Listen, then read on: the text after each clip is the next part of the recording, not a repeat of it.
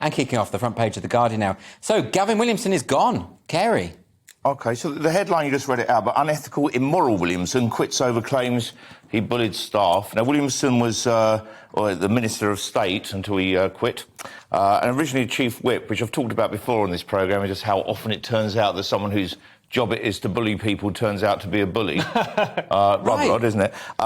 It's kind of the nature of the business, isn't it? I mean, the whips have always been aggressive, otherwise there'd be no point in them in existing. Oh, totally. It's part of their job to use blackmail and threats and so on. It's a very odd thing that still exists today, and that's in the current climate anyway. But one of the women, in fact, the woman who came forward with the main accusation, she's a former chief whip as well, and she didn't bully him back. And I thought she'd, fight. So she should be fired. Yeah. She should be fired for failing a test. Being a bad whip. Yeah, she's a bad whip. Yeah. It should have been a really competitive moment where...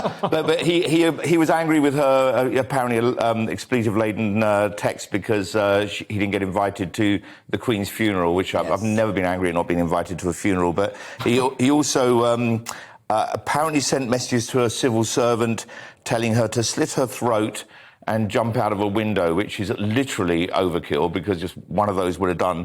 I think maybe he was trying to find a funeral to go to. Yeah. He seems to love those. Well, my understanding is that those weren't texts. In that case, that was in front of other civil servants who have since testified to say, yes, he did say that. OK. But those phrases, cut your throat, jump out a window, that sounds like a joke to me. Am I wrong about that? Well, it's definitely not bullying, is it? I mean, I don't want to be on his side here, but if I say to you, do X or I'm going to punch you, that's very different to saying do X or punch yourself. Yes. So he's telling them to do it to herself. It does show why really... the male suicide rate is so much higher than women's, because, we have a real belt and braces approach. Like slit your throat and jump out the window. Yeah, and probably really covers it. Can I ask you, Leo, don't you think, though, I mean, that this is part of a larger trend of people being very kind of timid about robust language in Parliament? There's been all sorts of, you even had in Parliament people saying if you use phrases like the betrayal or traitor or things like that, you're going to incite violence. And here it might just be that this is just the rough and tumble of parliamentary life. Yeah, and we've seen, parliamentary life is confrontational by its nature. We've got, PMQs, we've got, the people debating across the House. Yeah. It's designed to be, you're supposed to have people behind you. It's designed to be a bit like schoolyard bullying. I could argue he's at a different level, though. This is a guy who got photographed with a whip on his desk.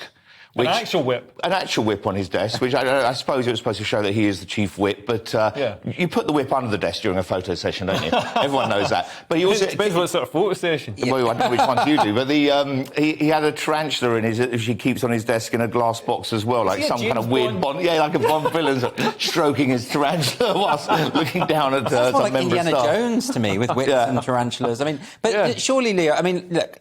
Forget all that for now. But think about Gavin Williamson himself, though. Is he up to the job? Because it does seem there's a pattern of behaviour here that he keeps getting forced out. It happened under Theresa May. He was forced out of Boris Johnson's cabinet. Maybe he's just not very good. Well, and apparently they're redrawing the boundaries, and one of the boundaries, one of the constituencies that will go is his. Yeah. So I don't know if the government's been so, they want to push him out so much, they've fired him so many times, that finally they're just going to mean that he has no land to sit on. Do you have any feelings about Gavin Williamson? I don't mean emotional, but do you feel that he's a bad MP, that maybe he's just not very good at this? It doesn't sound like he's very good at this, does it? I mean, the fact he's been fired twice and now has decided to quit, which I think he just knew what was coming.